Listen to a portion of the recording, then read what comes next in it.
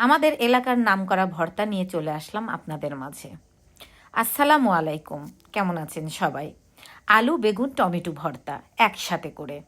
এর মধ্যে আমি দিয়ে দিয়েছি পেঁয়াজ, মরিচ আর রসুন। আলুগুলো চাকা করে কেটেছি, বেগুনগুলো কিউব করে কেটে নিয়েছি। নিয়ে এখন ধুয়ে আমি ফ্রাই প্যানে দিয়ে দিলাম। এখন এর মধ্যে দিয়ে দেব লবণ, হলুদ, তেল আর অল্প করে পানি, কেননা বেশি পানি দিলে একেবারেই নরম হয়ে যায়। এই যে দেখেন, আমার সুন্দরভাবে কিন্তু সিদ্ধ হয়ে গেছে। আর এত শুকনা শুকনা করে ভেজে নিয়েছি যেন ভর্তাটা একটু শক্ত শক্ত হয়। এই জন্য আসলে আলু বেগুনের ভর্তা তো শক্ত হয় না, নরমই হয়। তারপরেও একটু শুকনা করে ভেজে নিলে সুন্দরভাবে ভর্তাটা হয়। এই যে দেখেন, যদি আপনাদের এই ভর্তা ভালো লাগে অবশ্যই একবার করে খেয়ে দেখবেন, এত মজা। আমাদের এলাকার নামকরা ভর্তা।